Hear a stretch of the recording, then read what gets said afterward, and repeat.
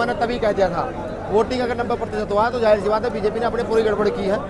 EVM मशीनों से लेकर सब में छेड़छाड़। बीजेपी आरएसएस द्वारा स्थापित है और आरएसएस माफी वीर के नाम से प्रचलित है। जी मुजफ्फरनगर है क्या? देखिए, मुजफ्फरनगर आजाद समाज पार्टी बीमार में एक बड़ी जनसभा है। भाई अमीर आलम जी के नेतृत्व में जनसभा हुई है ये, और आपने आज देखा होगा सभी समाज के वर्ग के लोग यहाँ पर इकट्ठा हैं। सही मायने में ये अन्याय अत्याचार के खिलाफ एक बड़ी आगाज जो है अमीर आलम जी ने फूका है यहाँ पर, और हर उस विरोधी को जवाब देने का काम किया जा रहा है जो विरोधी आज तानाशाह बन बैठा है। बंगाल में चुनाव के नतीजे आए तो किस तरह देखते हैं, क्या कहते? देखिए, मैं जब पिछली बार आया था तो मुझे बताया कि 90% चुनाव के रिजल्ट आ रहे हैं, 90% वोटिंग हुआ है।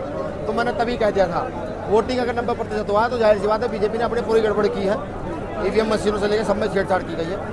वैसे भी बंगाल में ममता बहन ने उनको बहुत परेशान किया हुआ था, तो बीजेपी जो है पहले से ही नंबर 2 का काम करती आई है, क्योंकि बीजेपी आरएसएस द्वारा स्थापित है और आरएसएस माफी वीर के नाम से प्रचलित है। क्या 27 के चुनाव में किस तरह की भूमिका देखते हैं इस बार? कैसी? देखिए, 27 के चुनाव में जिसे हमारे बिना मुख्यमंत्री नहीं बन पाएगा। पश्चिम बंगाल में जो परिणाम आया है उसमें जो है विपक्ष हताश है, कहीं ना कहीं उसकी उम्मीद टूट चुकी है। यूपी में किस तरह देखते हैं? नहीं जी, जो विपक्ष हताश हो हताश ना हो, आकर भाई चंद्रशेखर आजाद जी के साथ खड़ा हो जाए, हताशा दूर हो जाएगी। राहुल गांधी जी कह रहे हैं कि 100 सीटों पर खेला हुआ है। अब भाई राहुल गांधी जी क्या करें तो मेरी समझ से बाहर की बात है। हाँ, मैं विपक्ष को ये जरूर करूँगा, थोड़ा दिल बड़ा करो। जो लड़ने वाले लोग हैं उनको सोचो कि वो लड़ रहे हैं तो खड़े कैसे होंगे।